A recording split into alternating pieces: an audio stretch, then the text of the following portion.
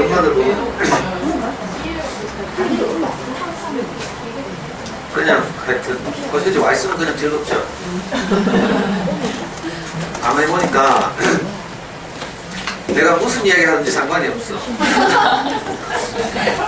나 그것도 모르고 막 어떻게 좋은 말 좀 해보려고. 근데 가만히 이렇게 쭉 관찰해 보니까 무슨 말을 하는지 아무 상관이 없고 그냥 여기 와서 수다 떨고 뭐 좋은 사람 만나고 이거 자체로 행복한 것 같아요. 그래서 제 부담이 훨씬 떨어지기도 하고.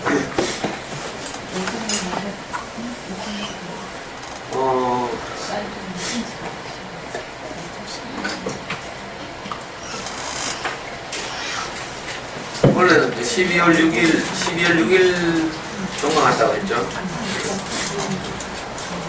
근데 이제 겨울방학 길고 이래서 걱정이 좀 되고, 또, 누가 하더라? 겨울방학을 지나면 우울증 걸린다고 누가 했지? 혜련이 했어.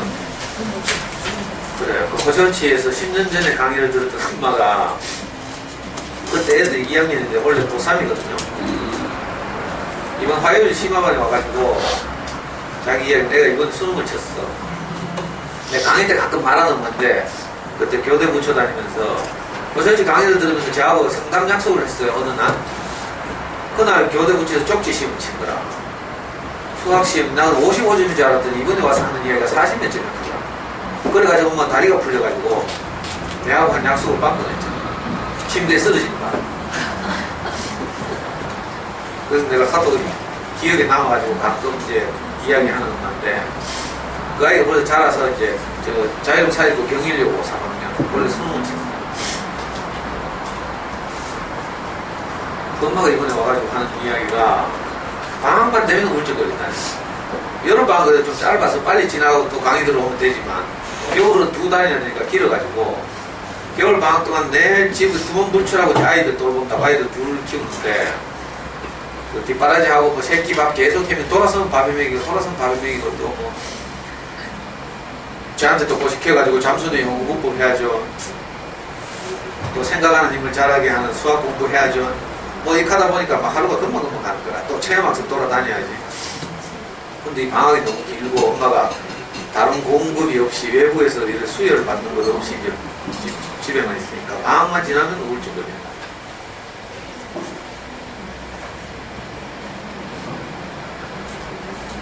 이 엄마는 옛날에 내가 그렇게 말렸는데도 호주 로가학 연수를 갔잖아. 애가 중학교 때인가. 근데 하루는 우리 집 화장실에 앉아있는데 호주에서 전화가 왔어. 1년쯤 됐는데 뭐 가봐도 뾰족할 수 없거든. 그 저한테 전화 와가지고 뭐라 하는 거야. 내가 귀국하면 우리 애 책임지고 명예의 아버님이 키워줄 수 있냐고. 울면서 막 때렸어. 근데 귀국하면 키워준다고 하면서 왜 내 말 안 듣고 쓸데없이 호주 갔냐고. 그랬던 기억이 나네. 그 1년 의학연수하고 돌아와가지고 내가 대신 키워주려고 하는데 애들 데리고 와야지. 안 데리고 오네. 데리고 와서 내 대신 키워주지.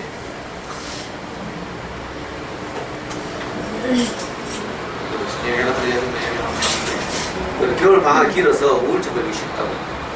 그러니까 방학 중이라도 혹시 상태가 안 좋으면 모임에 오든지 해가지고 새로운 이야기를 듣고 이렇게 해가지고 12월 6일날 종강하면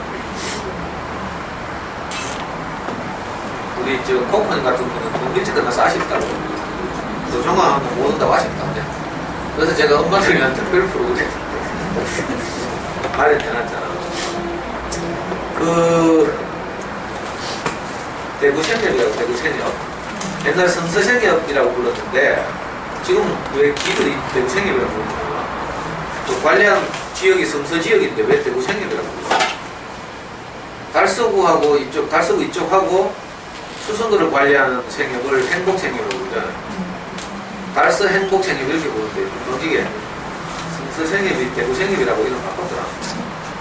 그 제가 한 7년 전에 8년 전에 호세치에서 제 강의를 듣던 성서생협 임원들이 이제 좋게 봐가지고 자기 그 생협이 하여튼 뭐 그 동네에서 좋게 봐가지고 저를 불러가지고 옛날에 성서생협 그 공간에서 성서생협 성사학부모회 와령배움터 요 세 단체가 같은 사무실에 있었는데 거기서 저를 불러가지고 그때 강의를 줬나?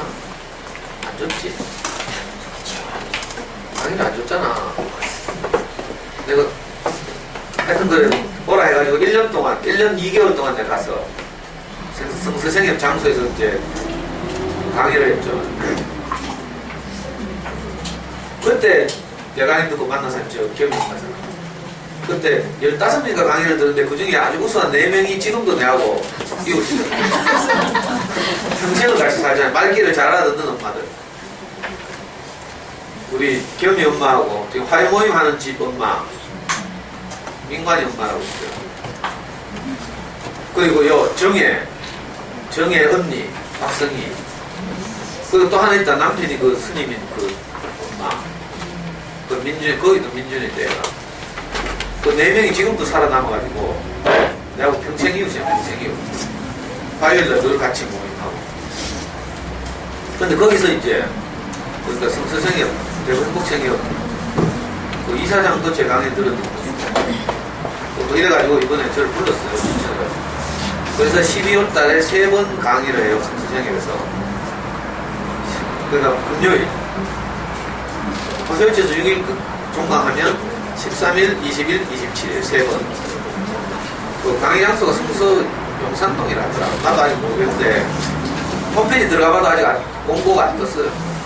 주제는 뭐 한 번은 방학 잘 보내기 하라고, 한 번은 뭐 아이하고 뭐 하여튼 소통하기 이런 거 하라고, 한 번은 뭐 영어 문제 수학 공부 이런 거 하라고.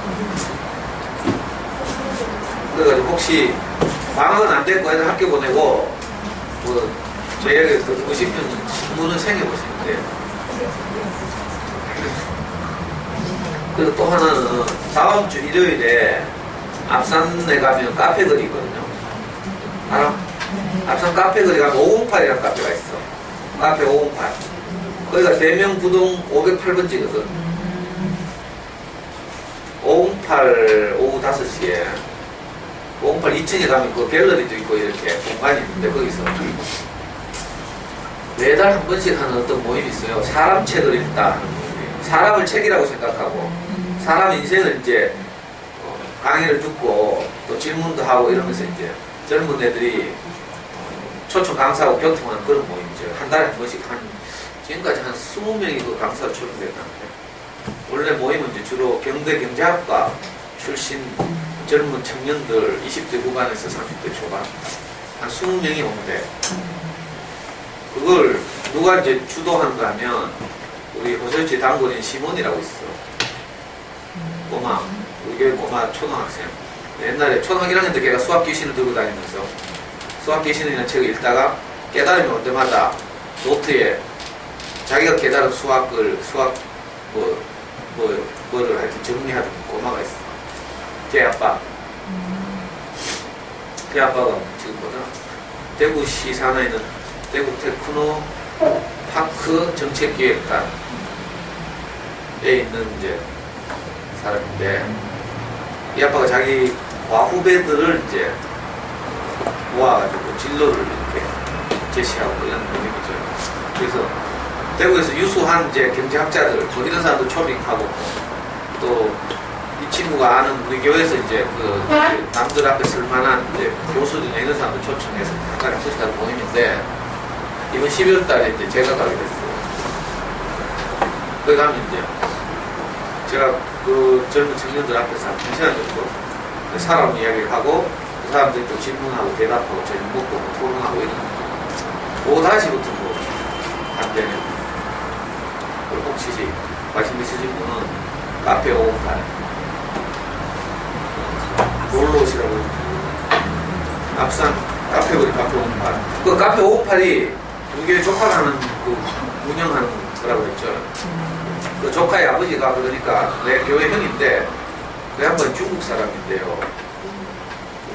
내가 강의 때 무슨 말씀드렸는데, 중국인으로서 경북대학교 의과대학에 재외국민 특별전형을 합격해서 우리 형하고 의대를 같이 보내다가 불쌍해 보이는 우리 형을 전도한 사람이죠. 중국 사람이야, 원조가. 이 중국인 형은 어떻게 또 우리가 말해야 되는가 하면, 중국 사람이잖아요. 굉장히 진취적이야. 그래서 영어를 배우러 시내 SDA 외국어 학원에 영어를 배우러 갔어. 거기에 영어 강사로 나온 사람이 누군가 하면 우리 교회 1호죠. 우리 목사님하고 같이 CCC에서 강사로 외국어 통역 강사로 활동하던 우리 교회 제일 맏형님이 있는데, 이 형님 그 SDA 외국어 강사를 잠깐 했죠. 외국어 배우러 갔더니 중국인이 이 형의 인격에, 이 형의 그 진실함에 이렇게 매료돼가지고 이 형을 따라서 이제 우리 목사님 제자가 됐죠. 그리고 이 형이 다시 이제 경대 의대에 편입 들어왔어. 들어가지고 우리 형을 만났잖아요. 그 우리 형 보니까 좀 없어 보였나봐. 뭔가 영적으로 가난함이 보였겠지. 집도 가난하지. 우리 형은 이제 집에서 단칸셀방에서 자기 의대 공부를 할 수 없어가지고 주중에는 늘 친구 집에 가서 공부했거든요. 그 주말에만 와가지고 이제 우리 집에서 옷 갈아입고 뭐 잠시 좀 눈 좀 붙이다가 엄마가 막 자기 동생들 욕하면서 한탄하면 동생 체포해가 때리고. 우리 형이 한 일이 요거예요. 주말에 항상 와서 엄마가 이제 남편이 없으니까 형이 오면 이제 항상 남편처럼 저기고 동생들 막 속썩인 이야기를 막 하는 거라, 그렇게 하소연을 하면 이제 형이 부정적인 이야기를 계속 들으니까 열받죠. 그러면 이제 동생들 만화방으로 체포하러 오는 거라. 그래가지고 붙잡히면 이제 뒤지러 가는 거지. 그래가지고 하루 겁이 나가지고 내가 가출했잖아요. 동대구역에 가출해가지고 동대구역 벤치에서 자고, 우리 형이 이제 아침 되면 다시 학교로 가니까 월요일 아침에 내가 형 간 걸 확인하고 귀가 안 좋았대. 그 엄마들이 남편 퇴근했을 때 아이들의 부정적인 이야기를 하면 절대로 안 돼요. 알아요? 늘 말씀드리지만 우리 아이들은 항상 긍정적인 것도 있고 부정적인 것도 있어요. 반반이거든. 선악이라는 건 그냥 어떤 기준이기 때문에 항상 반 있어. 근데 우리가 보는 눈이 어디에 관심을 가져야 되냐. 그러니까 아이의 부족한 점에 관심을 두면 부족한 점밖에 안 보이고, 긍정적인 것에 관심을 두면 긍정적인 것이 얼마든지 보이거든요. 근데 남편 새벽까지 일하고 직장에서 스트레스 받고 아니면 뭐 사업하면서 온갖, 그죠? 힘들게 살다가 딱 돌아와.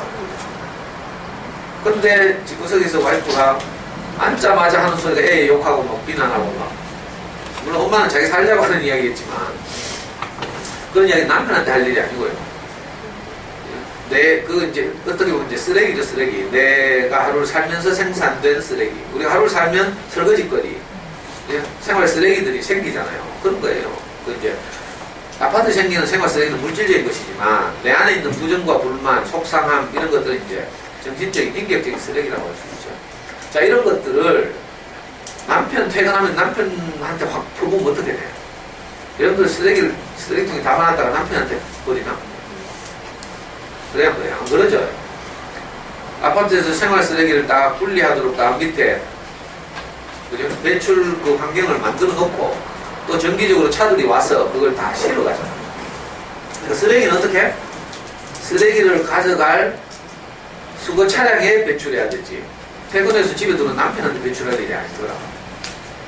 마찬가지로 하루를 살면서 일어났던 이런저런 일들을 남편한테 말할 것이 아니라, 물론 아이들의 그 생명, 건강, 뭐 이런 아주 중요한 문제들 있죠. 안전, 이런 문제는 이제 함부로 할 일이 아니니까 남편한테 상의하고 진지하게 해야 되지만, 보통 엄마들이 하는 이야기는 목숨 걸 그런 이야기 아니거든.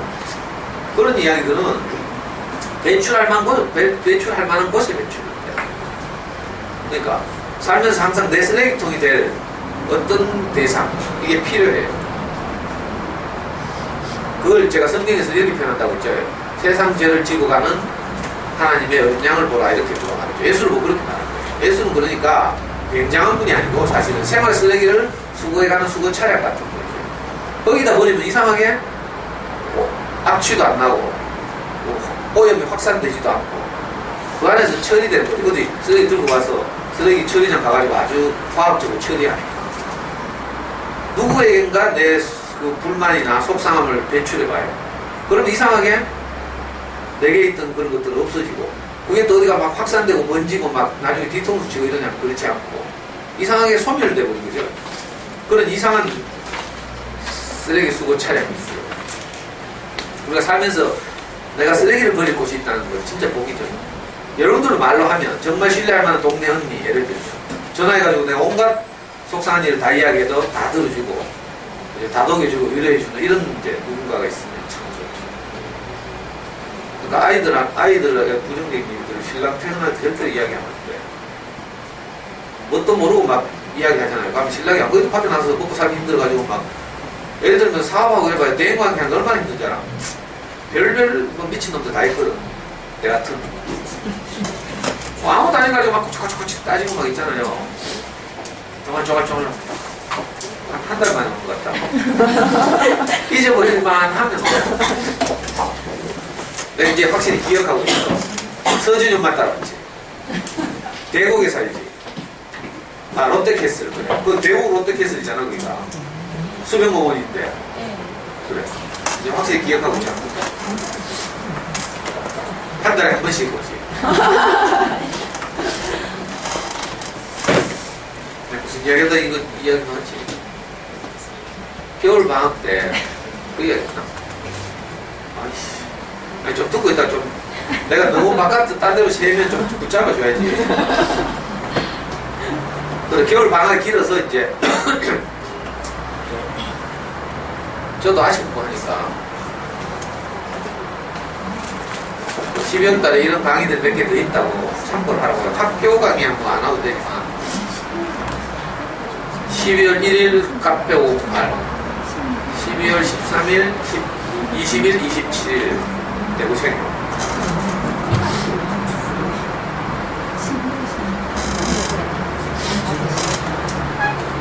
그리고 좀 있으면 내가 카카오 스토리에 올릴 거야. 일정.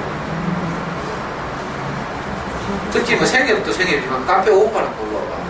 뭐 커피도 주고 하고 좀 젊은 친구들이 어떤 인생에 어떤 문제가 고민하고 대화하는지 내가 그 친구들하고 어떻게 질문하고 대답하는 이런 거 보면 재밌을 거야. 엄마들 뭐 물어보는 게 안 물어보잖아. 저도 색다른 배우.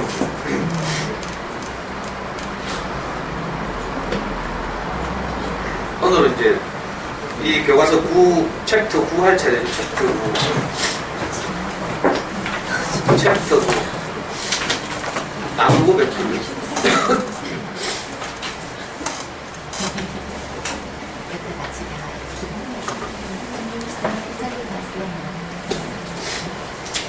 저는 정신연령이 내 초등학교 4학년에서 멈췄다 했죠. 그래 했나? 처음엔 초등학교 1학년 때 멈춘 것 같았는데 조금 자라가지고 초등학교 4학년 때 처음으로 이제 엄마 품을 떠나서 친척집에 보내지는 사건이 있어요. 초등학교 4학년 2학기 때 엄마가 이제 삼형제를 도저히 키울 수가 없었고 섬유공장에 다녔는데 이제 섬유공장이 그 당시에 1년 내에 공장이 가동되는 게 아니고 겨울 되면 이제 물량 수요가 없어지죠. 그러면 문을 닫아 공장 자체가. 그 봄에 다시 가동하는 거죠. 엄마 이런 공장을 다녔는데 그러다 보니까 겨울 되면 이제 다른 직장을 구해서 이직해야 된다. 엄마의 원래 전공인 어떤 배를 짜는 그런 공장이 아니라 겨울에도 가동하는 공장으로 임시로 가서 기숙사 들어가서 이제 거기서 일하게 됐어요. 그래서 우리 삼형제를 돌볼 수가 없어서 하나씩 친척집 보냈거든요. 그래서 제가 처음으로 서울에 있는 친척집, 외삼촌 집에 가게 됐어요. 그때는 몰랐는데 지나고 나서 보니까 그게 내 인생에 큰 충격이지만 가끔 말씀드리죠. 그 열차 서울로 엄마가 나를 데리고 간 열차 안에서 그렇게 알더라도 엄마가 그때 과감하게 삶은 계란 3개 100원짜리를 사서 우리 내 동생하고 내한테 먹였어요. 형은 이미 전라도에 있는 친척집에 가 있고 난 그 의미를 몰랐거든요. 근데 이제 철이 들고 제가 제 인생 스승을 만나서 이제 인생에 대해서 좀 깊이 이해하게 되고 나서 이 사건을 이제 돌이켜보게 됐거든요. 그때 그 삶은 3개 100원짜리 계란 사서 까주던 엄마. 내가 그 엄마 마음을 다 할 수 없잖아요. 그러니까 옛날에 몇 년 전에 강의하면서 이야기를 막 울면서 했잖아. 그랬더니 그 후로 막 제 강의는 엄마들이 막 삶은 계란을 막 내가 맨날 찾더라고. 이제는 안 사와도 돼. 옛날에 그 아버지 제사 때마다 엄마가 이제 아버지가 좋아하던 간수매라고 하죠. 복숭아 통조림 하고 포도 통조림. 근데 그걸 너무 먹고 싶어서 먹을 때, 그래가지고 나중에 어른이 되어서도 내가 아프기만 하면 그 생각이 나는 거야. 나는 아플 때 약이 중요한 게 아니고 복숭아 통조림 하고 포도 통조림 있으면 내가 이상하게 많이 기분이 좋아지거든요. 옛날 강의 때 또 이야기하니까 어떤 엄마가 한 박스.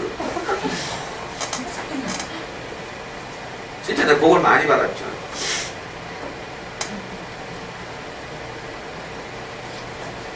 그래서 저는 그 시기 때 정신적 성장이 멈춘 것 같아요. 초등학교 4학년 때. 초등학교 1학년 때 아버지가 죽는 사건, 4학년 때 친척 집에 보내지는 사건. 근데 이제 요즘 이제 조금 자라가지고 우리 집 사람들부터 내가 중학생 또는 고등학생 수준이라고 인정을 받죠.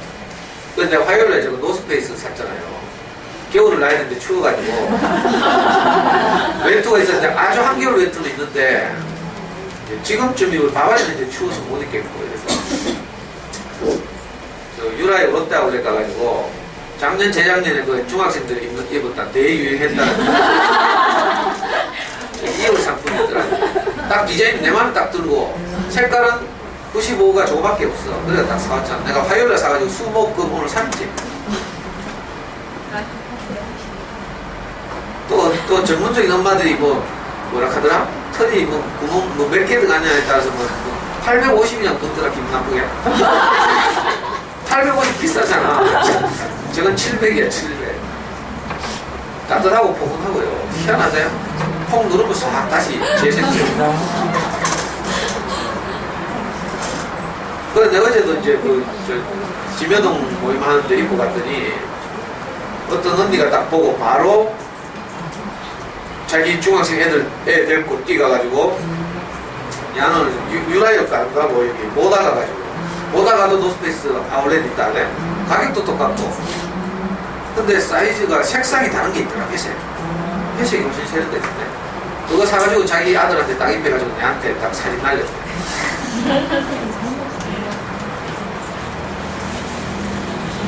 근데 내가 아무리 생각해도 내가 중학생 수준일까봐 나 저거만 보면 너무 기분이 좋아. 그러니까 제가 어리다 보니까 정신적으로 어리다 보니까 저 자기밖에 모르는 거죠. 어린 나이의 특징이 뭔가 하면 자기밖에 모르는 거예요. 그렇죠? 우리 꼬마들 보면 지밖에 몰라. 뭐 부모님 고려한다든지 형 고려한다든지 동생 고려한다든지 이런 게 전혀 없고요. 지밖에 모르는 거예요. 이게 어리다는 거예요. 근데 자라난다, 성숙해진다는 말은 이제 시야가 좀 넓어지고 주변 사람들을 고려하고 눈치도 좀 보고 제한도 받고 그죠? 사회적 관계를 맺고 이렇게 살아가는 게 이게 성숙해간다는 뜻이죠.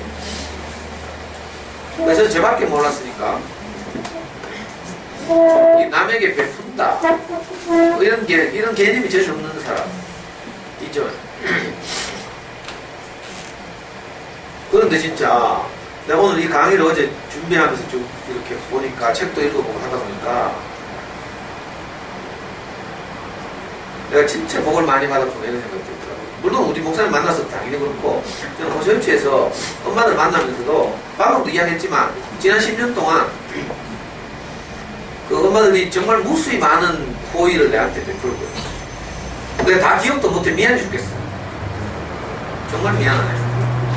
매주 뭐 이렇게 뭐 이런 거 사오는 분부터 시작해서 어떤 분은요 강의가 끝나니까 우리 명익이 엄마하고 저한테 겨울에 쓰라고 목도리 있잖아.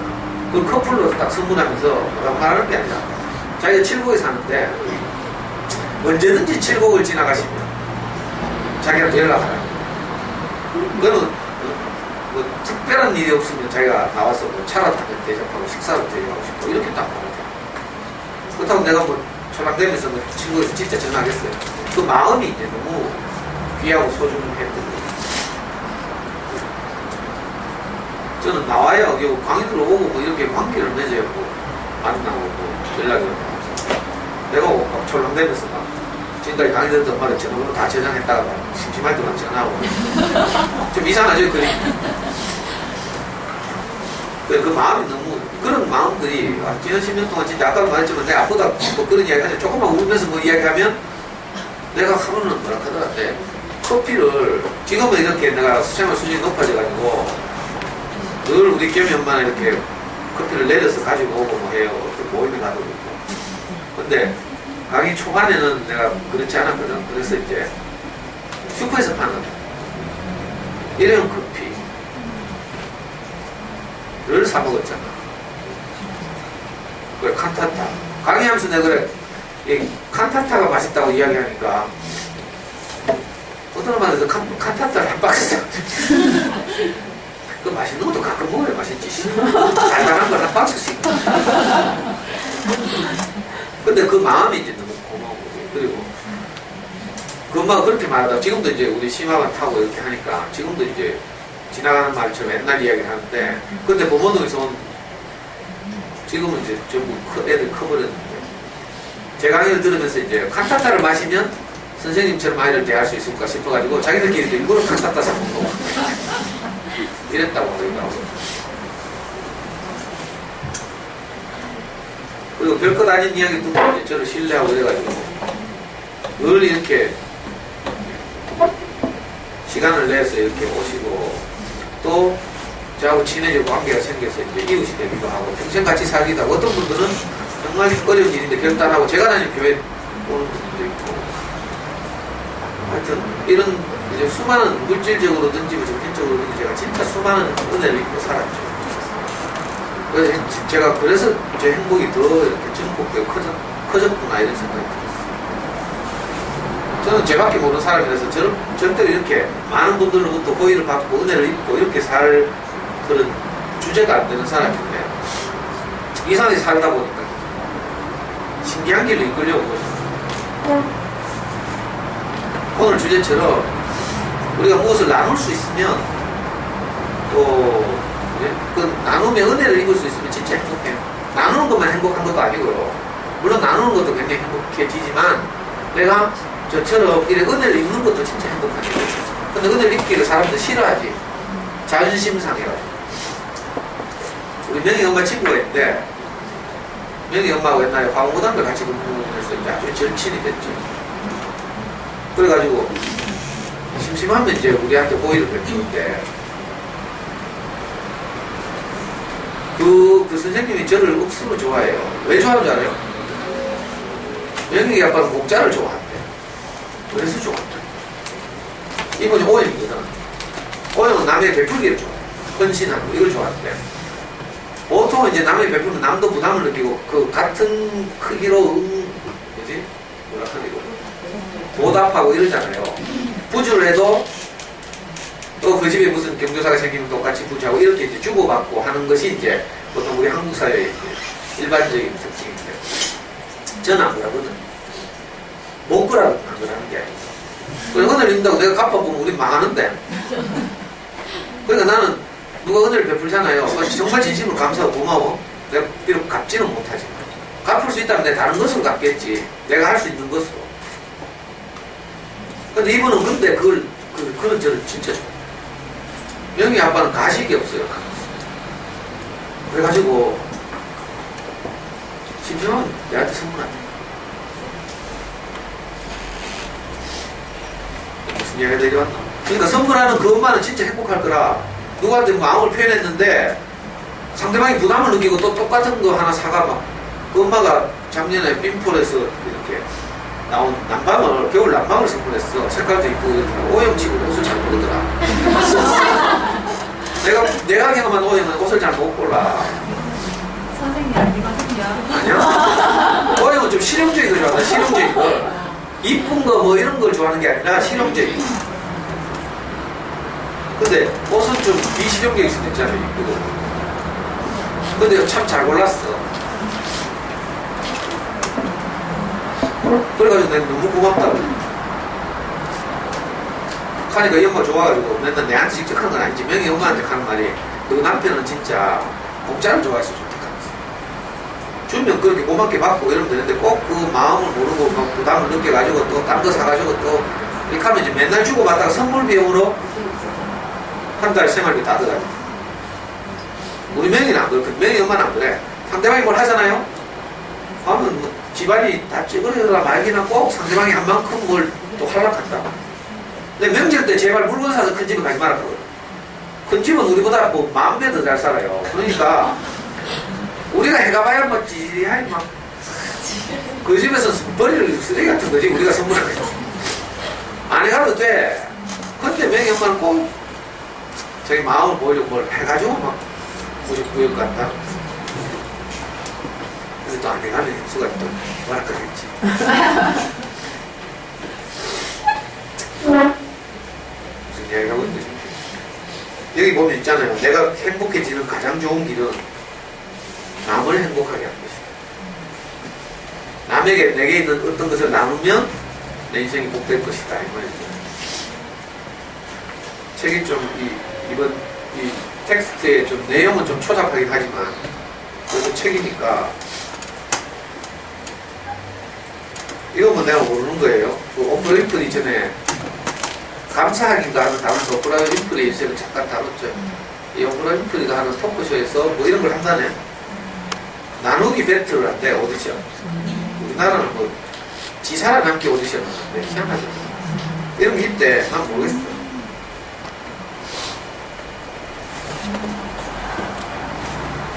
정말 중요한 건 베풀고자 하는 마음이지 얼마나 큰 선물을 하는 건 아니에요.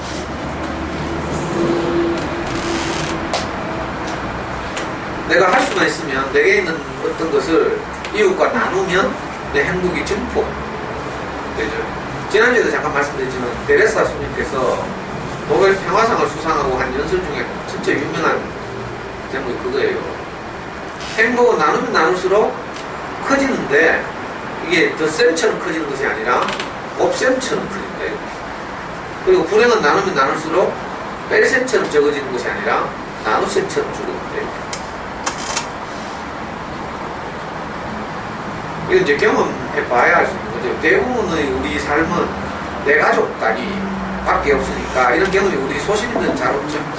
그래서 소시민들은 뭐 나눈다. 지금 내 먹고 살기도 힘든데 뭘 어떻게 나눠. 이렇게 생각할 수도 있고. 그래서 내가 이제 소시민들도 나눌 수 있는 길을 제시하겠다.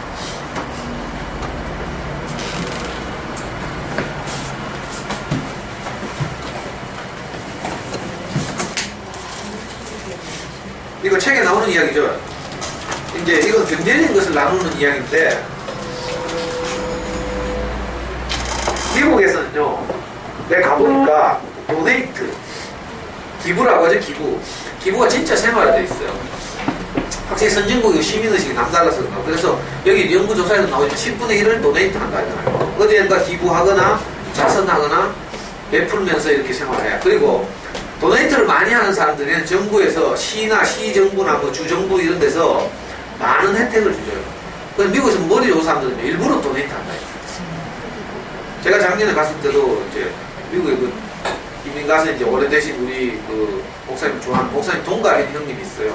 진짜 엘리트인데 70대 후반인 이분이 미국 플로리다 반도에 있는 잭슨빌이라는 도시에서 아주 그 사업적으로 크게 성공한 분이죠. 미국 국방성의 뭐 하청, 그러니까 미국 국방성의 이제 군부대 시설이나 이런 것들을 청소 용역하는 이런 회사를 세워가지고 그 이제 계약을 따내가지고 이제 그런 일을 하는 회사를 세운 분이 그러니까 크게 성공하신 분인데 이번 이야기를 쭉 내가 듣는데 작년에 가장 인상적인 건 그거였어요. 이 잭슨빌이라는 도시에 그 시정부죠, 시정부에 도네이트를 많이 한 거야. 그러니까 시정부에서 이 사람에게 여러 정책적 배려를 하는 거죠. 그래가지고 완전히 뭐 남들이 다 버린 것 같은 땅을 불화받아가지고 어떻게 해가지고 이렇게 사업 성공하는 이런 느낌. 우리나라는 아직 그렇게 멀었죠. 근데 진짜 미국 같은 선진국에서 이게 아주 유행하더라고. 내가 제일 좋아하는 야구선수 커쇼 이야기했죠. 윤진과 함께 같은 팀인 LA 다저스의 투수. 지금 미국에서 가장 우수한 선수기도 하고 브레이튼 커쇼라고 있어요. 원래도 그 가장 우수한 투수에게 주는 사이 영상을 받았는데 윤진은 뭐 그거 가면 잽도 안 되지 이 친구가. 근데 이 친구가 야구를 잘하는 것으로도 유명하지만 말했잖아요. 결혼해가 신혼여행을 아프리카 잠비아로 가서 신혼여행 한 달 기간 동안 내내 잠비아에서 봉사활동. 그것도 폼으로 그냥 하는 게 아니고요. 얘는 돈 많은 애들은 보통 연예인이나 슈퍼모델하고 결혼하는데 얘는 뭐 결혼도 보통 여자고 했더라. 좀 통통하게 뭐 이래 보통 못생긴 여자고. 아니 미국의 프로야구 선수들은 대부분요 빅토리아 시크릿 소금 모델 이런 애 있잖아. 미란다 커도 얼마 전에 올랜도 볼륨하고 뭐 결혼했다가 이혼하고 뭐 슈퍼모델들 뭐 돈이 많으니까 그런 애들 막 스포츠 스타들 다 그렇죠. 그래서 호날두도 보면 누구지게 호날두의 약혼자가 이런 거고 세계적인 모델 몰라? 관심이 없네. 세계적인 모델 아는 사람 이름 말해봐. 몰라. 다이어트를 안 하나? 다이어트 하려고 보통 책상에 이런 애들 붙여놓고 하잖아. 갑자기 생각이 안 나는 게 이름 뭐더라? 호날두 여친. 이리나 샤크. 이리나 샤크 몰라? 이름 무식하나?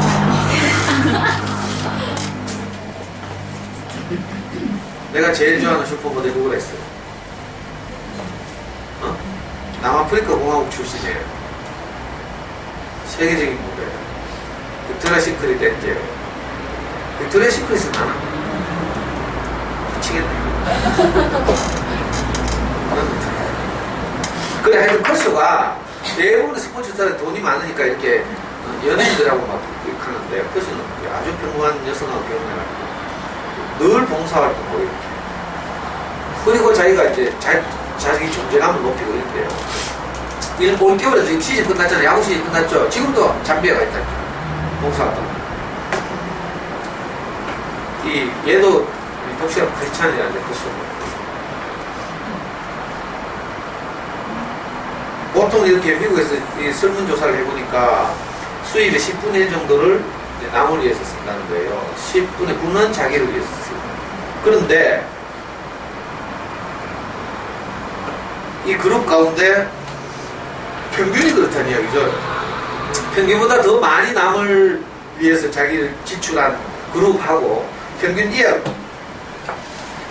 지출한 그룹을 비교해보니까 그 행복을 느끼는 정도가 훨씬 이제 남을 위해서 쓴 것이 많은 쪽이 훨씬 행복했다는 거예요.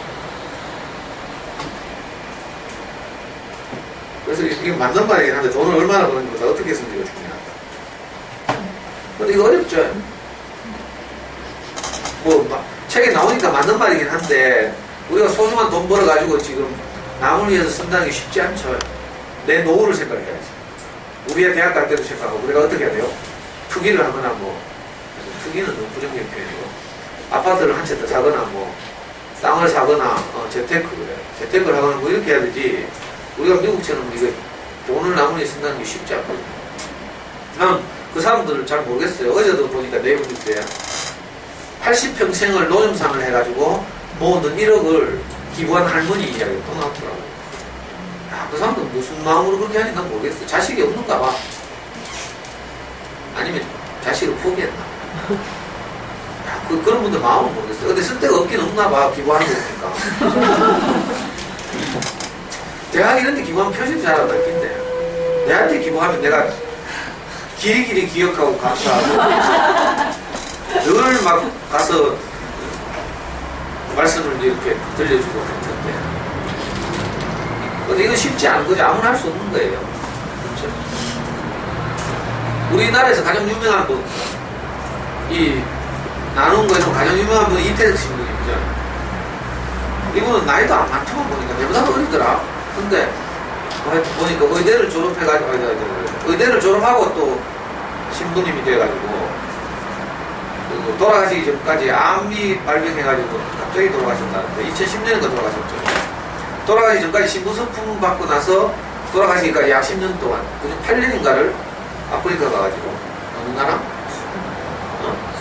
수단이야. 거기 가가지고 자기 일생을 거기서 이렇게 헌신하고 봉사하면서 이렇게 돌아가셨죠. 정말 이렇게 존경스러운 삶이죠. 근데 문제는 이제 우리는 그런 거 하기 참 어렵다는 거죠. 정말 특별한 결의도 있어야 되고 어떤 동기도 있어야 되고 이태영 신부님 평도 신부님이지만 정말 존경스러워요.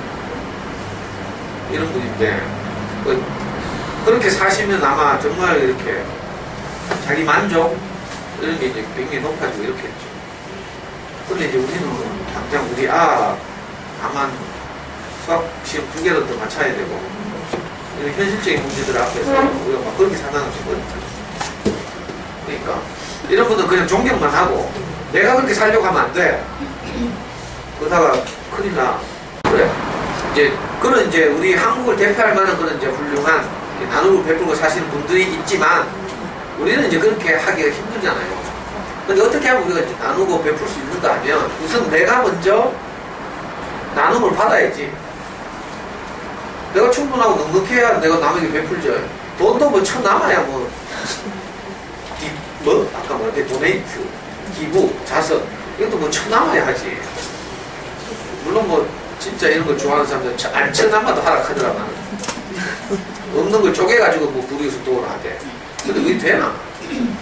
내가 부르주신데 누구 근데 있잖아요. 그런 이제 훌륭한 인품이나 결의가 없더라도 우리가 할 수 있는 길이 있는데 그거 먼저 내가 누구 사랑을 받는 거죠. 엄마들 보면 대부분이 충분한 사랑을 받은 경험이 없어. 내가 보니까 분명히 남편하고 만나서 결혼도 했고 친정 부모님도 멀쩡하게 계시고 다 한데도 충분한 사랑을 받았다는 느낌이 잘 안 들죠. 참 이상한 일이에요. 그래서 참 안타깝기도 하고 저는 이제 그 원인을 알아요. 제가 그렇게 살았으니까. 그리고 저보다 환경이 좀 좋았다 하더라도 우리 부모님 세대가 다 그렇게 살았죠. 어떻게? 옳고 그름을 가지고 살았어요. 그래서 자식 키우면서도 전부 옳고 그름만 말하고 얘야 나는 너를 정말 사랑한다 이 말을 못해요. 엄마 아빠가. 속으로는 물론 깊은 그런 게 있을 거야. 근데 이거 이제 돌아가실 쯤 되면 이런 이야기 한다. 평소에 안 해. 평소에 특히 우리가 어릴 때 했어야 되는데 유아교육 이런 거 하다 배우죠. 어릴 때 유아기에 뭐 심지어 어떤 분은 뭐 24개월 전에 뭐 이런 말도 해요. 그때 내가 어떤 말을 듣고 사는가가 내 자존감의 형성, 자기 정체성 형성이 아주 중요하다 이렇게 말해요. 그러니까 어릴 때 이런 말을 우리가 많이 듣고 지지와 격려를 받고 이렇게 자랐어야 하는데 우리 어른들 세대가 대부분 먹고 살기 힘들고 이러다 보니까 그런 마음을 충분히 이제 말로 표현하고 스킨십하고 이렇게 안 하죠. 그냥 던지놓고 이렇게. 그러다 보니까 우리 자신들이 다 어때요? 애정결핍입니다. 전부 증세가 애정결핍. 저는 특별히 중증 애정결핍 장애고 좀 그래도 비교적 유복하게 자란 분들도 보면 다 이런 현상들이 있어요. 그러니까 우선은 우리가 부족하다 보니까 내가 사랑이 부족하니까 아이들이 그 표현이 잘 안 되고 이웃까지 말 것도 없고 일단 우리 아이만 보더라도 우리 쉽게 이게 잘 안 되죠. 엄마는 됩니까? 얘야 나는 너를 사랑한다 이 자연스럽게 돼요? 안 되죠. 참 이상하죠. 사랑하잖아요. 근데 막상 얼굴만 대고 표현하려고 하면 이게 안 돼. 뭐 이상하게 뭔가 막이 씌워졌죠. 이 막이 뭔지 알아요? 이 막의 정체가 제가 늘 하는 말들 하면 기독교적으로 말하면 선악과 막이 가려져 사람과 사람 사이에 막이 가려져 있어요. 커튼이라고 해요. 커튼. 그러니까 예수가 십자가에서 딱 죽고 나서 제일 먼저 일어난 사건이 뭔지 알아요? 막이 없어졌대. 이 제자들이 희한하게 기록해놨어요. 예수가 십자가에서 죽었는데 그죠? 그 옛날 성전 요즘으로 하면 성당이나 교회 건물이 되겠죠. 그 안에 가면 옛날에는 어떤 막을 하나 딱 막아놨어요.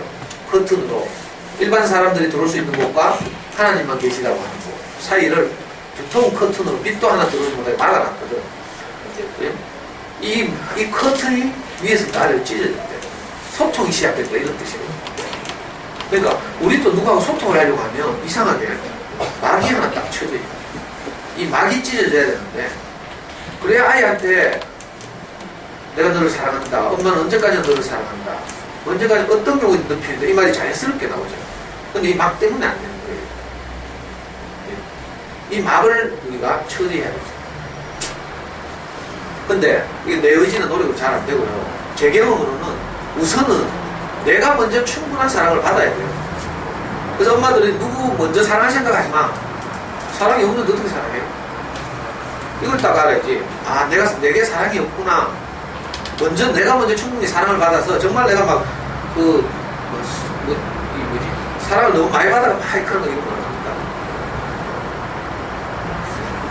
몸부림치잖아. 정말 사람으로서 내가 이렇게 행복해도 됩니까? 성경 10편에 뭐 그런 고백이 있다니까요? 사람이 무엇이간데 도대체 하나님께서 이렇게 내게 은혜를 베풀고, 또 사람이 무엇이간데 도대체 내게 이렇게 살펴주십니까? 이런 고백이 있어요. 다윗이 한 고백이에요. 우리가 먼저 이거 내가 먼저 이렇게 행복해도 되나? 뭐 이런 느낌이 있어야지. 그럼 내가 여유있고 넉넉하죠. 그래서 누구한테 베풀 수 있는 거예요. 자, 그런데 잘 봐요. 내가 베풀고 이렇게 못하고 오히려 우격 따짐으로 싸우게 되잖아요. 남편하고 내가 싸울 때 보면 언제 싸우는가 하면요, 가지려고 하는 것이 같을 때 싸워요. 길거리에 예를 들면 뭐 전에 그런 실제로 있었죠. 갑자기 막 차에서 돈이 막 5만원짜리 막 차에서 널쳐가지고 막 5만원짜리가 길거리 막 이렇게, 얼마 전에 조금 전에 고속도로에서 그런 일 있었잖아. 얼마 전에 5만원짜리가 몇십 장이 막 날랐어. 그러니까 다 차 세우고 막 5만원짜리 죽는다고. 나도 5만원짜리 가지고 싶잖아요. 그럼 어떻게 해? 빨리 차 세우고 남들 먼저 죽기 전에 팍 줬어야지. 가질 것이 딱 정해져 있을 때 그 사람도 소중하게 생각하는 것을 나도 소중하게 생각하고 싸워야 돼요. 차지해야 됩니다. 자, 자존심이 소중하다. 예를 들면 두 사람 다, 남편과 아내가 다 자존심이 소중하다 이렇게 생각하고 있으면 어떻게 돼요? 자존심을 지키기 위해서 싸워야죠. 내가 열심히 저녁을 준비했어요. 남편이 와가지고 왜 이래 맛없노? 예를 들면 이렇게 한마디 툭 던졌어. 내 자존심이 딱 상하죠. 근데 내 자존심 지키려면 어떻게 해야 돼요? 기분 나쁘니까 뭐 숟가락에 좀 던지든지 뭐 말대꾸를 해야 되죠. 자, 말대꾸를 했어. 예를 들면 아니면 기분 나빠서 같이 밥 먹다가 에이씨 하면서 확 박차고 일어났어. 그러면 남편은 또 자존심 상하죠. 한마디 했는데 그쪽 못 받아주고 자리 박차고 일어나면 남편 기분이 나쁘잖아요. 그럼 남편은 어떻게 해요? 또 자기도 자존심을 지켜야 되면 또 거기서 꽉 소리가 나오고 이렇게. 자, 같은 것을 목표로 하면 싸우게 돼요. 세상의 원리가 이거예요. 다 성적을 높이려고 하죠. 그러면 경쟁해야 되죠. 그러니까 옆집 언니 하고도 가지려고 하는 목표가 같으면 경쟁이 일어나요. 그러니까 상대방이 원하는 것을 내가 필요로 하지 않으면 안 싸워. 이상한 일이죠. 그러니까 내가 넉넉해지면 다른 필요가 없어지죠. 내가 막 행복으로 막 다른 생각 안 나요. 내가 너무 막 행복하고 사랑을 많이 받아서 내가 막 몸둘바를 뭐 이런 거 있잖아요. 몸서리를 치나? 왜 근데 시니컬하게 그렇게 하냐? 아주 잘난 척하면서 턱을 막 짙게 세우고 몸서리. 방금 생각이 났어. 그래 막 몸서리가 쳐지잖아요. 내가 사랑을 충분히 받아서 내가 너무 행복에 겨워서 막 몸서리가 쳐지잖아요. 이러면 내가 다른 사람이 원하는 것, 요구하는 것을 내가 꼭 같이 차지할 필요가 없어지거든요. 그럼 내가 넉넉해지는 거지. 그때 내가 베풀게 돼요. 그러니까 먼저 내가 사랑을 받아야죠. 그리고 대부분의 경우 뭐 이택시부인까지는 아니더라도 우리 주변 사람들 중에서 막 억지로 힘을 내가지고 자기 결단을 통해서 주위에 봉사하고 이런 사람들도 있긴 있어요. 요즘 봉사가 중요하다고 하니까 대학 가서 봉사 점수 중요하다고 하니까 엄마들이 자기 애들 데리고 봉사하러 다니더라고요. 이런 경우에 대부분 어떻게 된다면 나로부터 시작해서 하는 봉사 자선 기부는 결국 뭐가 남죠? 뭐가 남아요? 내 의가 남니다. 내 의라고 했죠. 내 자랑, 내 공, 내가 이런 사람인데 이게 남는다고. 내 스스로 한 거죠. 근데 내가 너무 행복해서 내가 충분한 사랑을 받고 나서 누구인가 이렇게 하게 되면 이건 내 의가 남지 않죠. 의가 남지 않고요. 아주 뒤끝, 엄마는 말로 쉬운 말로 하자. 뒤끝이에요. 저는 살아보니까 그래요. 내가 책방 선생님이 예를 들면 저보고 항상 고맙다고 해. 항상 책방을 뭐 이렇게 돌봐주고 챙겨주고 지난 10년 동안 제가 이렇게 방학을 제외하고 늘 나와서 강의를 하고 이랬잖아요. 책방 선생님이 항상 내보고 막 고맙다고 뭐 이 고마움 어떻게 갚아야 될지 모르겠다고 방학 때문에 되면 저한테 매일 오고 또 어려운 형편에서도 저한테 막 옷도 선물하고 이랬어요. 근데 제 안에서는 내가 책방 선생님을 위해서 한 게 아무것도 없어요. 이상하죠? 객관적으로 보면 지난 10년 동안 나와서 매주 이렇게 엄마들 만나서 강의를 했어요. 요즘은 뭐 이렇게 책방이 망해가고 있지만 옛날에는 저 수영구에서 70명씩 80명씩 막 강의 들어왔으니까 그래서 책방도 좀 활성화되고 이런 점도 아니겠어요? 그래서 책방 선생님 이제 고맙기도 하고 이런 마음을 가지고 계시는데 이상하게 제 안에는 내가 책방을 위해서 뭐 했다는 생각이 하나도 없어요. 실제로. 그리고 난 내가 행복해서 왔을 뿐이에요. 책방 선생님한테 내가 그렇게 항상 화답하거든요. 저한테 고마울 것 없습니다. 저는 그냥 단지 내가 고마워서 내가 책방 선생님이 사실 우리 애 어릴 때 4살 때부터 중학생 때까지 우리 단골로 계속 다녔잖아요. 그럼 진짜 어린이날 되면 어린이날이라고 뭐 명희한테 뭐 초콜릿이라도 하나 사주고 성탄절 되면 성탄절이라고 또 문화상품권이라도 하나 주고 늘 이렇게 우리에게 이렇게 잘 대해줬죠. 선하게 대해줬어요. 그래서 저는 저대로 또 책방에 나오면서 아이가 책을 많이 읽고 이래가지고 잘 자랐으니까 책방에 대해서 내가 항상 고마운 마음이에요. 그래서 어느 날 내보고 강의를 해달라고 부탁했을 때 내가 마땅히 내가 받은 이 은혜를 갚는다는 마음으로 이렇게 강의를 시작했거든요. 그리고 하다 보니까 내가 내 강의를 듣는 엄마들은 둘째 치고요. 제가 제일 행복해져요. 내가 내 인생을 행복하게 하는 이야기를 늘 하다 보니까 제 행복이 점점 증폭되고 말도 점점 늘고 처음에 강의할 때는 엄마들 처음 만날 때 긴장을 해가지고요. 식은땀이 났다니까. 특히 첫 강의, 개강 강의 있잖아요. 겨울 방학 때까지 못 보다가 이제 갑자기 보게 되잖아요. 좀 쑥스럽기도 하고 서먹서먹하기도 하고 또 무슨 이야기를 해야 될지 하고 요즘 이렇게 오시는 분들은 다 저를 이렇게 좋아하고 신뢰하고 이러지만 옛날에 많을 때는 꼭 그런 것만 아니에요. 뒤에서 막 비아냥거리기도 하고요. 정말 뭐하는 놈이고 익하고 저기 전도하려고 나온 거 아닌가 뭐 익하고 뭐 여러 가지 이야기 듣거든요. 자 이상한 교회 다닌다 하더라 발 끊으라 하고 이러다 어느 날 막 수십 명 오던 동네가 갑자기 한 명도 안 와. 나중에 보면 그 소문이 돈 거예요. 메트로 팔레스에서 동원초등학교 다니는 엄마들이 진짜 대구로 왔거든. 정말 엄마들이 좋아했고 동원초등학교에 초청해서 내 강의를 기획하기도 하고 이랬어요. 근데 어느 날 딱 소문이 들어왔어. 명이 한번 이상한 교회 다닌다. 이상하기는 제가 와봤나 씨. 그렇게 해가지고 완전히 어느 날 갑자기 막 썰물을 빠져나가지고 다 이런 경우도 있고. 그러니까 서운하고 뭐 이런 경우도 많을 텐데 이상하게 저는 그런 게 뭐 저를 불행하게 하지 않아요. 귀한 시간을 내가지고 들어와서 제 이야기를 들어주시는 분들한테 좀 감사하고. 그러니까 10년 동안 있으면서요 내가 행복했죠. 그리고 내가 남들 앞에서 내가 이런 이야기를 하려면 어떻게 해야 돼요? 내가 실제로 삶을 그렇게 살아야 하죠. 그러니까 제가 더 깨끗해지는 거예요.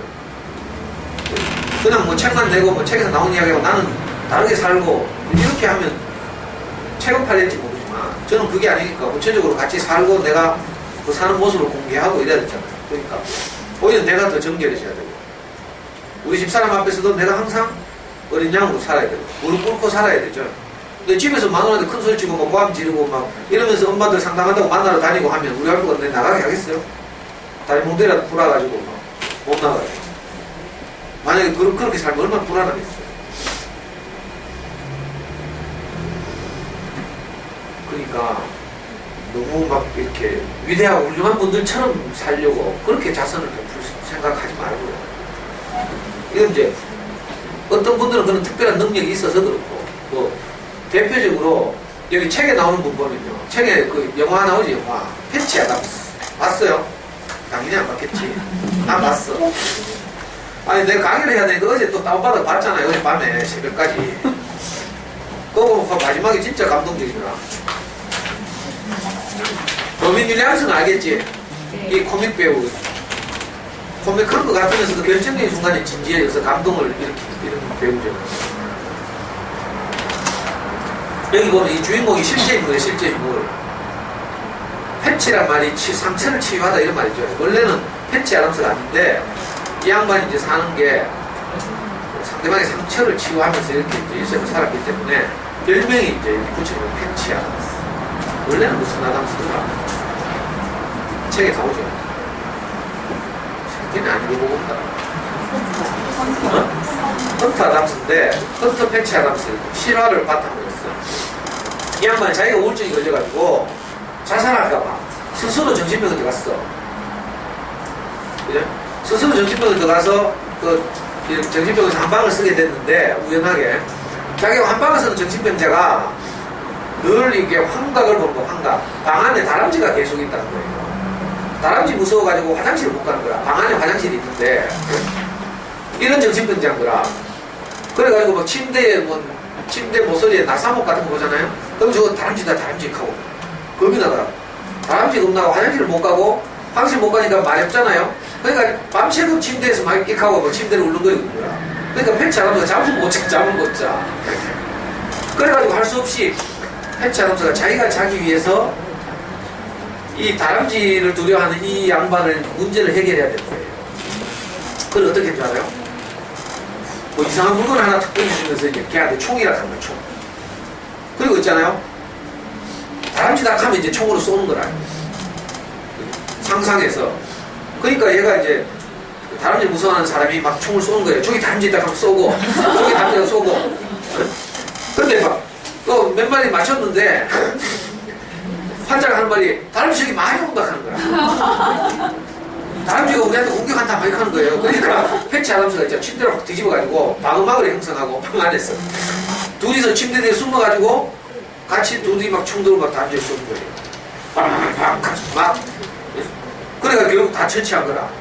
그래가지고 막 이 다람쥐 무서운 환자가 진짜 전쟁속으로 몰입해들어가는 거죠. 그래가지고 막 그 바리케이트 침대를 뛰어넘어가지고 화장실을 뛰어들어가는 거예요. 전쟁하듯이. 자기를 잊어버린 거죠. 그리고 아담스도 거기서 자기 우울증을 잊어버린 거야. 언제? 자기 문제에 매몰되어 있을 때가 아니라 상대방의 문제 안으로 자기가 빠져들어갔을 때 자기 우울증이 없어진 거죠. 이거 얼마 전에 우리가 몰입하기 했잖아. 몰입하기. 그 패치 아담스의 그 자살 충동이 상대방의 문제를 해결하려고 자기를 이렇게 헌신했을 때 없어지는 경험을 한 거예요. 그래가지고 결국 화장실 갔다 왔잖아. 이 사람. 그때 패치 아담스가 아주 영감을 얻었다고. 아, 내가 남을 위해서 살아야 되겠구나. 내가 남의 이야기를 듣고 살아야 되겠구나. 남의 상처를 치유하는 인생을 살아야 되겠구나. 이래가지고 이제 이 사람이 자발적으로 또 정신병으로 빠져나오잖아. 그래가지고 의과대학을 들어가. 의과대학 들어가가지고도 뭐 나중에 읽어봐. 진짜 감동적이야. 네이버 평점 9.1. 그러니까 진짜 감동적이죠. 이 사람이 마지막에 하는 대사에서 의대에서 제적당할 뻔한 위기에 처해가지고 의대 학장이 고소를 했어. 이 학생은 우리 병원의 규칙도 안 지키고 이래가지고 제적시키겠다고. 그래가지고 이제 더 상급위원회에 제소를 했잖아. 그러니까 그 지역에 막 내노라 하는 그 의사 세계에 가장 돈 있는 사람들이 쫙 위원회를 열어가지고 이제 전 의대생들이 모인 앞에서 이제 하는 거라. 청문회 비슷한 거 하는 거야. 그 패치 아담스한테 신문하고 그러죠. 그때 이 사람이 패치 아담스가 마지막에 일어나서 진짜 감동적인 연설을 하고. 지금까지 우리는 환자들의 죽음을 지체시키려는 시도만 해왔다. 이렇게 말합니다. 의사들이 한다는 치료들이 다 어찌하든지 더 좀 천천히 죽게 하는 거죠. 결국 인생은 한 번 죽게 돼 있죠. 그런데 패치 아담스가 그렇게 말하잖아요.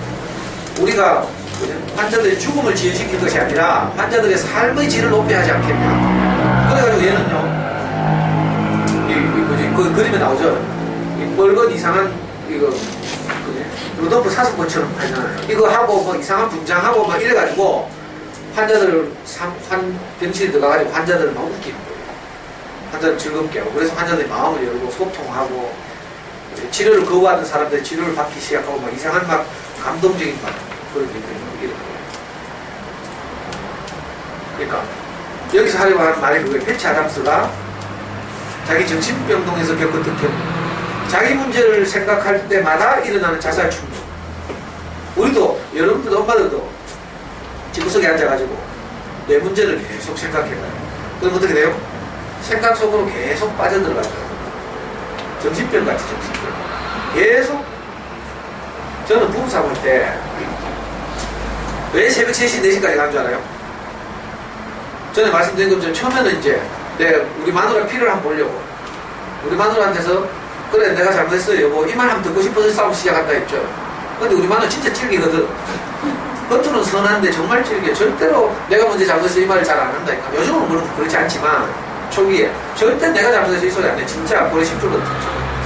나는 연약해서요. 조금 화내고 나면 내가 미안해가 또 막 여보 미안해 하고 울면서 막 이렇게 하는데 우리 아이는 절대로 못 버텨. 그래 그거 한번 보려고 싸움을 시작해요. 근데 찔리니까 걔는 버틸 거 아니에요? 그럼 나는 막 미친놈처럼 막 사이코 돼가지고요. 막 악을 쓰면서 막 또 막 그 말 한번 들어보려고 하는 거라. 그 다음은 지치죠. 지치면 좀 쉬다가 보면 생각이 딱 들어요. 야, 이 아무것도 아닌 일을 가지고 내가 이 귀중한 시간을 이래 싸우고 있습니다. 이 생각이 드는 거야. 그러면요.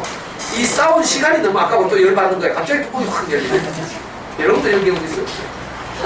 내가 싸운 시간이 아까워 더 돌겠는 거라.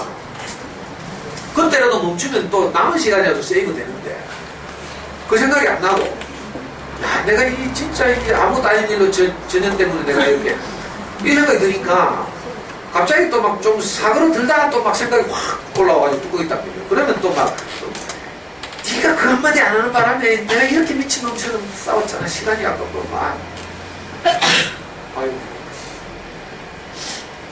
이 생각 안으로 들어가기 시작합니다. 근데 감당이 안 되고 계속 그 침잠에 들어 침잠. 생각이 나를 완전히 막 짓는 거죠. 근데 잠이라도 자면 다행이다. 잠도 안 오고 이래봐요. 진짜 미치고 한장 펄쩍 뛴다. 근데 펜차 함스가 이 개봉한 것이 그거예요. 내 문제에 주목하는 것이 아니라 내가 상대방의 문제에 주목하는 거죠. 내 문제를 해결하는 유일한 길이 상대방의 문제에 주목하는 거예요. 이건 제 개념입니다. 이택식은 울지마 천주 이것도 평점 9점을 맞네. 전 아직 못 봤어요. 그 우리 뇌에서 전에도 말씀드렸지만 기분이 좋을 때 뭐 엔돌핀, 감동이나 뭐 이런 걸 받을 때 뭐 이렇게 분비된다고 하죠. 아니, 감동이 아니고 뭐 기쁘거나 뭐 이럴 때 기분이 좋을 때 어떤 것이 분비된대. 근데 감동을 받으면 이보다 훨씬 더 한 뭐가 분비된다고 했죠. 대부분 뭐라 했죠? 다이돌핀. 뭐 하여튼 나 의학적으로 잘 모르는데 뭐 우울증은 뭐지? 뭐가 분비가 덜 된다고 하나? 세로토닌? 뭐 이런 게 조절이 잘 안 되고 있는 거죠. 이 마라톤에서 일정한, 난 마라톤 안 해봤으면 모르겠어. 러너스 하이라는 게 있다네.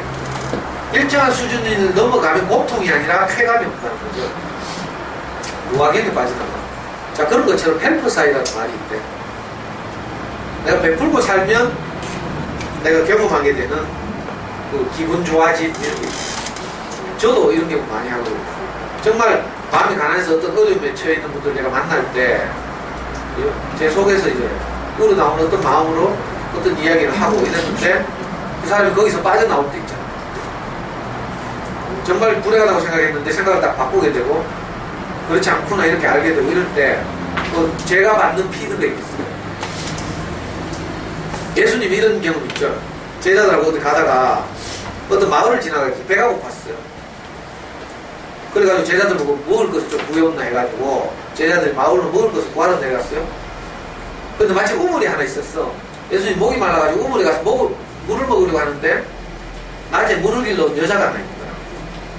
이 마을 이름이 수가라는 마을이에요.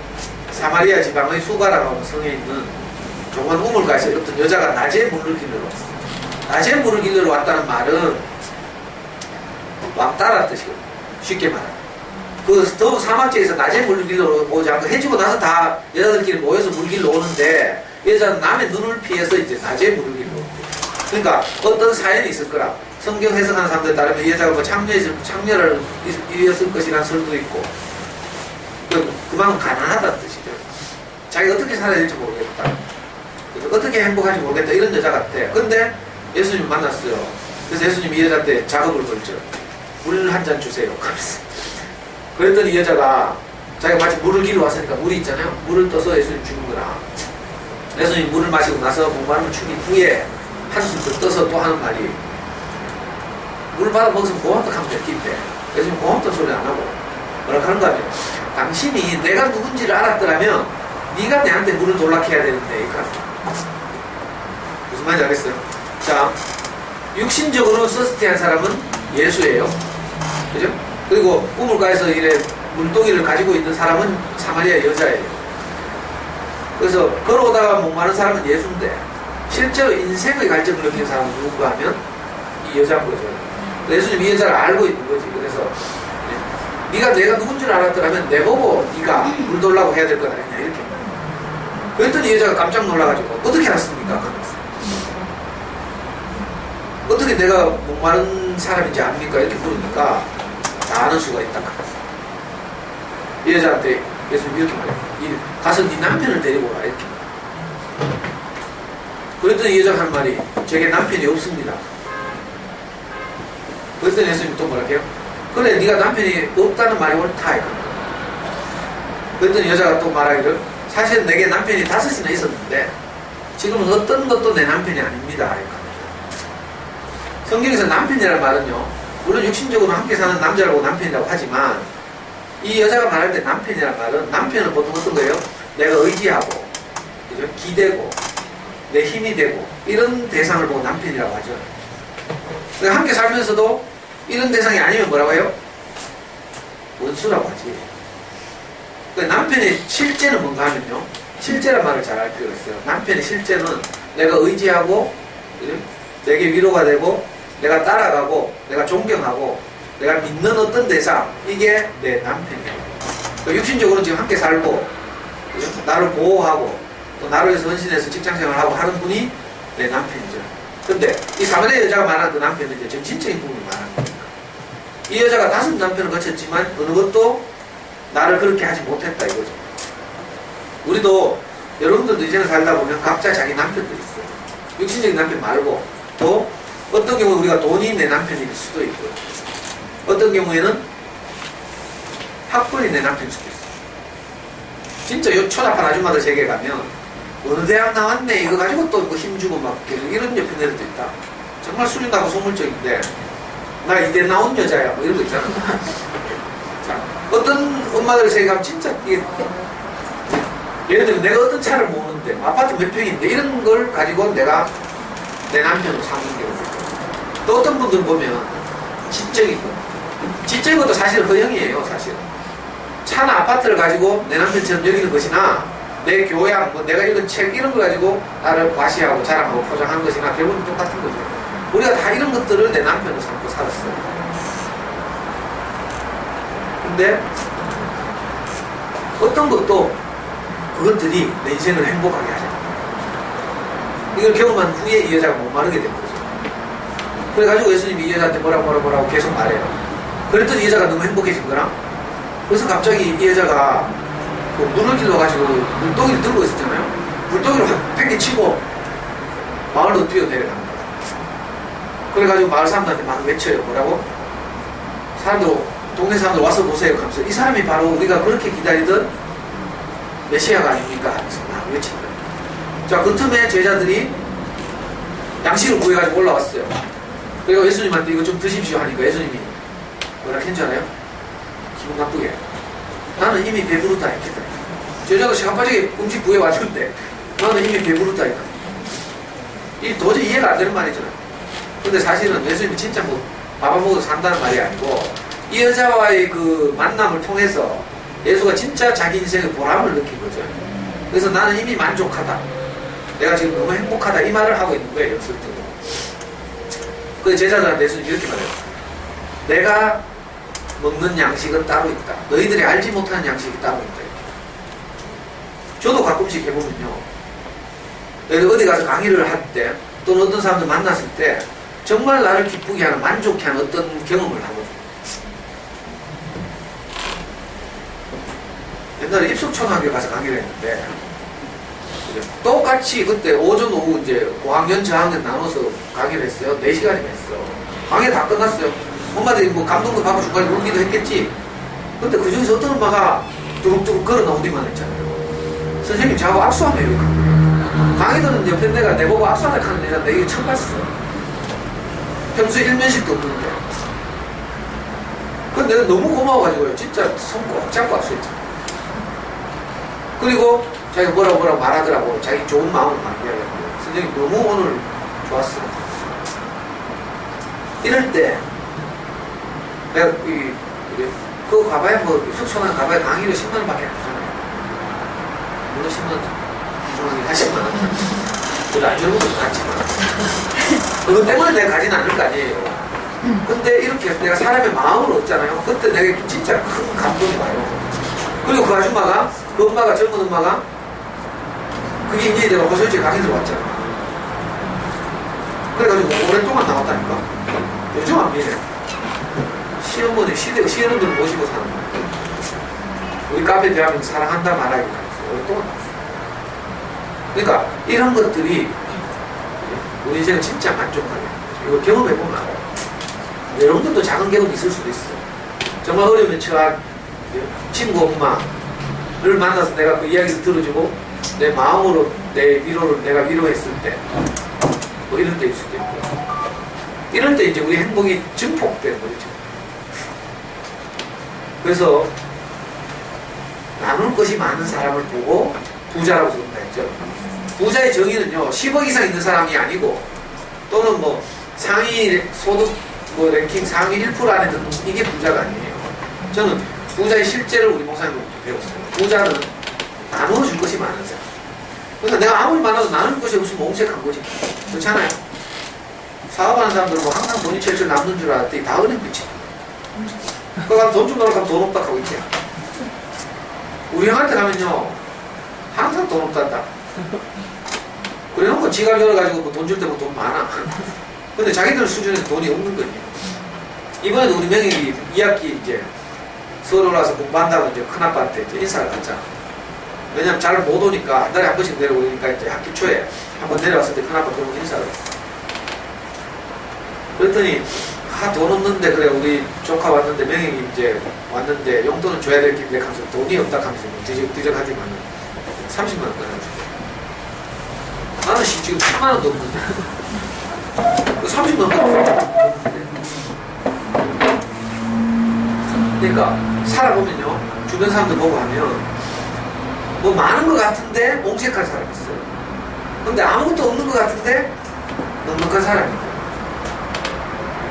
그러니까 내가 나눠줄 것이 많으면 내가 풍요로운 거라니까. 여러분도 꼭 현재 내가 가지고 있는 현금 자산 이걸 보고 내가 뭐 부자냐 아니냐를 따지면 안 돼요. 그렇죠? 아무리 내가 은행에 많이 있어도 내가 그걸 쓸 수 없고 사용할 수 없으면 옹색하고 반대로 내게서 나눠줄 것이 많으면 풍요로운 거죠. 부자는 나눠줄 것이 많은 사람. 이렇게 정의를 다시 해야 돼요. 행복에 대해서 정의를 다시 하자 했죠. 부자에 대해서 다시 정의한 거야. 자, 그리고 나서 내 주변을 봐요. 누가 부자인가? 그 예수의 제자가운데 바울이라는 사람은 이렇게 말했어요. 내가 어떤 환경에 처해도 난 풍요로운 거예요. 내가 빈곤에 처하거나 풍요에 처하거나 그것과 상관없이 내가 행복해지는 일체의 비결을 나는 알고 있어요. 앞으로 이제 여러분들이 제 이야기를 계속 듣고 이러시다 보면 이런 이제 삶이 가능해진다. 저는요, 여러분들 생각하는데 객관적으로 가진 게 하나도 없죠. 그냥 왜요? 없잖아. 뭐 속으로 그래도 니는 아는 잘 컸잖아. 그래도 성에 핏이 남아있어요. 근데 저는 나눠줄 것은 많아요. 물론 이제 다른 사람들이 가진 것을 내가 가지지 못했지만 내가 우리 목사님으로 받은 어떤 다른 것이 있죠. 이 다른 것은 신기하게도 나눠줘도 줄어들지 않아요. 그러니까 아깝지 않죠. 오히려 나눠주면 나눠줄수록 내가 더 행복하고 풍성해지니까. 여러분들도 이런 걸 한번 받아가지고 나눠줘봐요. 그럼 내가 항상 풍요로워요. 근데 돈은요 성실히 위해서 벌잖아요. 내 노력이 들어갔어요. 그러면 아까워. 이게 인지상정이죠. 이건 나눠주기 어려워요. 그래서 진짜 자기가 소중하게 이렇게 번 돈을 가지고 나무에 쓰는 분들 보면 진짜 존경스러워요. 저 같으면 그렇게 잘 못할 것 같아요. 우리 교회 형제들 중에는 의사, 약사, 뭐 돈 잘 버는 형제들 있잖아. 참, 옛날 어떤 누나는 지금 50, 내보다 5살 많으니까 59. 이 누나는 약국을 하는데, 자기가 약국을 하는 이유는 목사님의 근무가 되기 위해서요. 진짜 대단한 거예요. 그 말이 진짜 멋있더라. 그렇다고 목사님 맨날 그 집 가서 돈 뺏어가나? 그건 아니거든. 근데 자기 마음을 표현하는 거라. 그럼 목사님 진짜 어떤 형제를 도와야 되겠다 싶으면 그 누나한테 전화해서 좀 도움을 청하는 거죠. 그 누나는 초년 때부터 자기 인생이 너무 가난해서 어릴 때 뭐 무슨 하여튼 사연이 있나 봐. 그래서 아기를 못 낳아요. 자궁 적출을 미리 해버렸어요. 초년 때. 자기 인생이 너무 절망스러웠겠지. 그리고 나서 이제 목사님 만났어. 영대학대 다닐 때. 그래가지고 목사님 만나 자기 인생 행복해졌어요.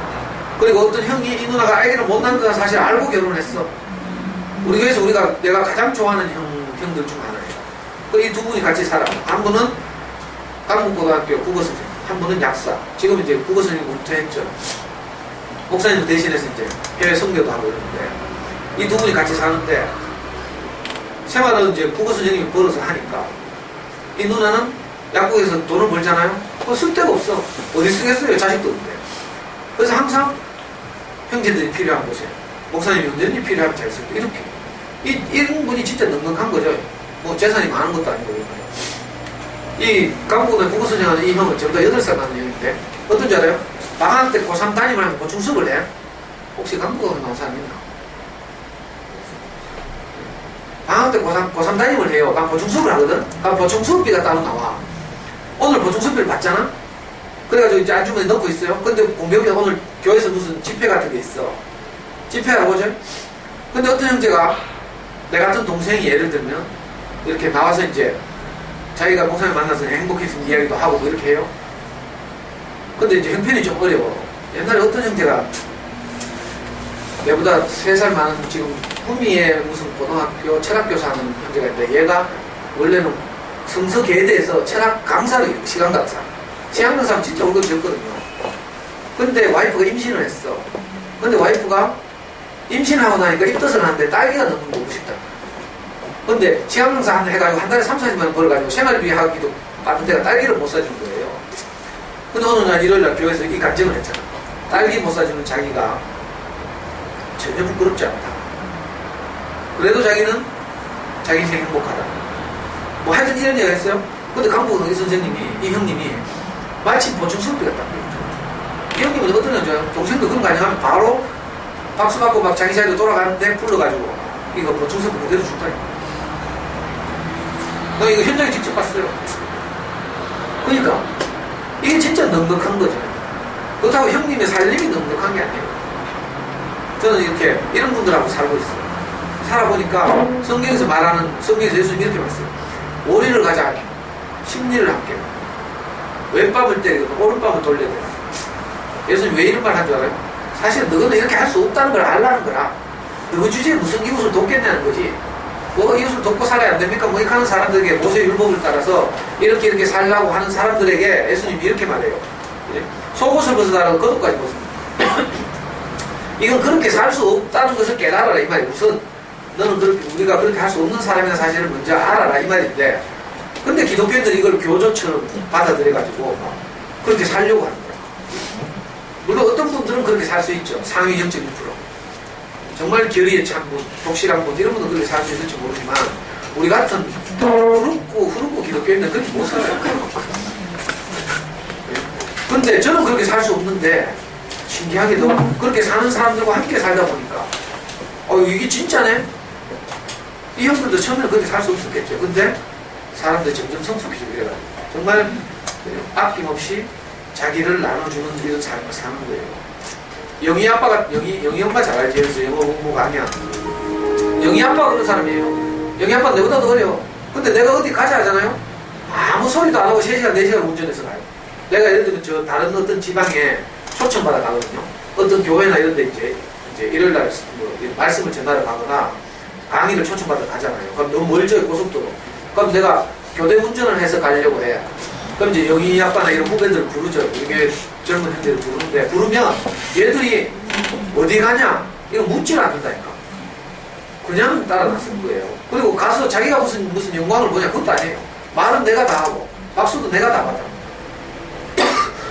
자기는 그냥 시간 빨리 고속도 운전에 갔다가 피곤한데 학교 선생님하고 오후에 저녁에 얼마나 피곤하겠어. 그 새벽 3시 내가 돌아오거든. 그렇게 사는 거야. 그 진짜 나누고 베푸는 것을 자기 자신을 실천. 아까도 말씀드렸는데 그래서 저는 진짜 저 자신으로서 그렇게 살 수 없는 사람. 난 내밖에 모르고 정신연령이 중학생 수준이고 노스페이스 하나 사놓고 저런 게 좋아가지고 3일째 계속 입고 다녀. 나는 이런 수준이에요.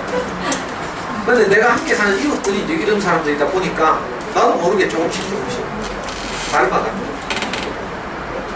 그러니까 혹시 있잖아요.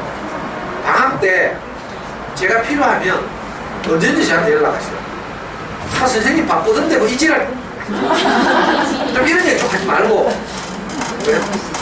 저는 누군가가 나를 귀찮게 하는 것이 제가 행복해지는 길이에요. 안 그러면 내가 아무 데도 쓰이지 않고 내가 컴퓨터에서 게임이나 하고 이렇게 지내는 거 아니에요. 그죠? 하고 하도 할 일 없어서 어쩐 줄 알아요? 나도 모르게 이제 마누라 틀어놓은 오로라 공주 옆에 가서 이렇게 산다니까? 근데 내가 저녁에 누가 약속을 딱 해봐. 그러면 내 가치 있게 살잖아요. 나가서 또 필요하고 소중한 이야기 하고 이렇게 시간을 보낼 수 있죠. 그러니까 혹시라도 여러분들 중에 전국 가더라 선생님이 바쁘시던데 뭐 어디 강의 가고 뭐 시간도 맞고 모임하고 그렇게 생각하지 말고 저를 좀 행복하게 해달라고. 겨울 방학 때는 행복은 이렇게 내가 어디에 사용될 때 증폭될 거예요. 여러분들도 혹시 그렇게 살아봐. 밤늦게 애가 라면 끓이도록 하잖아. 귀찮게 하죠. 그 귀찮게 하는 게 아니라 엄마를 행복하게 하는 거예요. 관점을 바꿔보라니까. 그래서 내가 옛날에 우리 명희 엄마한테 이걸 딱 가르쳐줬더니 우리 명희 엄마가 다 실천을 하대. 명희가 항상 새벽 돼가지고 밤늦게 뭘 해달라 하거든. 그전에는 맨날 짜증내고 막 또 귀찮게 하고 엄마 내일 출근해야 되는데 그거 못했어. 근데 생각이 딱 바뀐 거죠. 내가 어디에 사용되면 행복하다. 이걸 알게 될 거예요.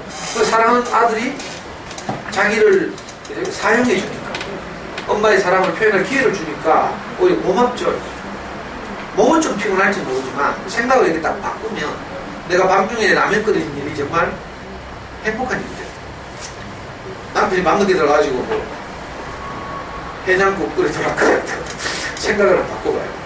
아 나를 사용하시는구나. 진짜로 아니 내가 누가 나를 사용하지 가족이 나를 사용하지 않으면 누가 나를 사용하겠어요? 안 그래요?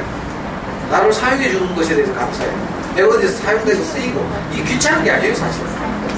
귀찮다고 생각할 수도 있고 내가 참 소중한 곳에 내 인생이 사용된다 이렇게 생각해요. 사용 안 하고 있으면요 이게 고장나 녹슬어. 자 우리는요 하루하루를 산다는 것은 뭐라 했어요? 죽음을 향해서 점점 가까이 가고 있는 거죠. 그러니까 내가 아무 일 안 해도 죽음을 향해서 가요. 시간이 그죠? 소비되고 있어. 근데 내가 무엇을 하면서 죽음을 향해서 가면 이 하는 동안 가치 있잖아. 그렇죠? 타들어가는 촛불처럼 타들어가는 촛불은 타들어가면서 어둠을 밝힙니다. 내가 소중한 가족들에게 내가 쓰이는 거 이것도 베푸는 거예요. 나누고 베풀기를 너무 거창하게 생각하지 말고 밤중에 뭐 해달라 그러는 우리 애들이나 신랑들한테 내가 관점을 딱 바꿔가지고 아 나를 사용해줘서 고마워요 이렇게 해보라니까.